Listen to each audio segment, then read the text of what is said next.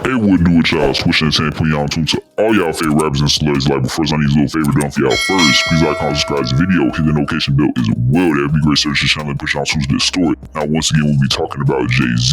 It's the Jane Doe that filed the lawsuit against this rapper has decided to speak on allegations made against her. So this woman today has been found to have filed a new lawsuit concerning what two private investigators have put out on her when it concerns an audio recording. This audio recording will contain Jane Doe having conceded that Jay-Z did not sexually assault her. She would also accuse her attorney Tony Busby of having pressured her and convinced her to add Jay-Z's name to her lawsuit filing. These private investigators, one of them going by the name of Charlotte Henderson, had visited Jane Doe's residence on the day of February 21st last month. They will conduct an interview with this woman concerning the lawsuit that she will file against both Diddy and Jay-Z that she had decided to withdraw. Mind you, Jane Doe had withdrawn her lawsuit within the same month, which was February, and one of the private investigators, Charlotte Henderson, had also stated that she had signed an affidavit last week to confirm that she did in fact interview Jane Doe. Now, Jane Doe's attorney Tony Busby, in response to the audio recording having been publicized, had decided to consult Jane Doe himself. Tony Busby, while speaking to Jane Doe, will question her in terms of whether she had said that Jay-Z had sexually assaulted her or not. Jane Doe had denied this claim made by private investigators. Tony Busby had also asked Jane Doe if she had accused him of having pressured and convinced her to add Jay-Z's name to the lawsuit in exchange for further financial gain. Jane Doe will continue on to deny this claim as well. So today, Jane Doe had come forward to state that the audio recording made by the private investigators of her seemingly conceding to Jay-Z not having sexually assaulted her should not be taken seriously. It is not legitimate, according to her word. She will venture forward to accuse the two private investigators that interviewed her of having flat out lied in their declarations to the court. It is being said that Jay-Z's attorneys had released the audio containing Jane Doe having conceded to Jay-Z not sexually assaulting her. Jane Doe response has decided to file new declarations in which she had told the judge that the two private investigators that interviewed her, which would be Charlotte Henderson and James Butler, had shocked her once they had arrived at her household unannounced. This residential course being in Alabama, as Jane Doe was claiming that these two had shown up to her door uninvited. The two private investigators are being said to have said that Jane Doe was calm and at ease, but Jane Doe is denying this.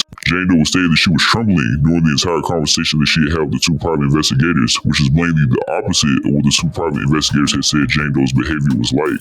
Jane Doe next claimed that she did not deny Jay-Z having involvement with the alleged 2000 VMAs after-party rape incident. In the new documents filed by Jane Doe, she can be quoted as saying, "I never stated whether once or 4 times that Mr. Carr did not assault me."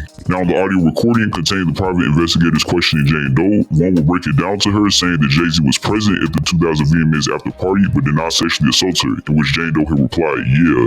So with Jane Doe having said one simple word being "yeah," this does not serve as confirmation that she had agreed that Jay-Z did not sexually assault her, as this could have easily been edited together to sway listeners to believe that Jay-Z is innocent and that Jane Doe had withdrawn from her accusations entirely. She also had once again spoken on the accusation that she had made against her attorney Tony Busby, saying that he had pressured her into naming Jay-Z in her lawsuit filing, which she had obviously denied in the recording provided by the attorney Tony Busby. Jane Doe in the recording can be heard saying he was the one that kind of pushed me towards going forward with him, with Jay-Z. Here we have Jane Doe once again denying having made this statement in the documents that she had filed to the court. The anonymous woman Jane Doe has specifically said, "I never made any such statements to Henderson or any other person." Now, this audio recording containing Jane Doe and the private investigators is present in the previous video. If viewers would like to see that, that will be available in the description below. Now, in addition, Jane Doe is accusing the two private investigators of having altered the statement she had made to shift the meaning. Jane Doe, during her questioning, is being said to have said, "How does this help me?" Jane Doe was alleging that Charlotte Henderson's declaration is trying to make it seem as if Jane Doe was asking what's in it for me when it comes to signing the affidavit to dismiss the rape allegation. Jane Doe then continued on to allege that the private investigator Charlotte Henderson had yelled at her, saying, "We're trying to help you," in which Jane Doe says that she had replied saying, "How does this help me?" Now to this point, as previously stated, Jane Doe has decided to withdraw her lawsuit that was filed against Jay-Z. This had taken place early in February, yet she is still standing firmly by the accusations that she had made in the lawsuit filing.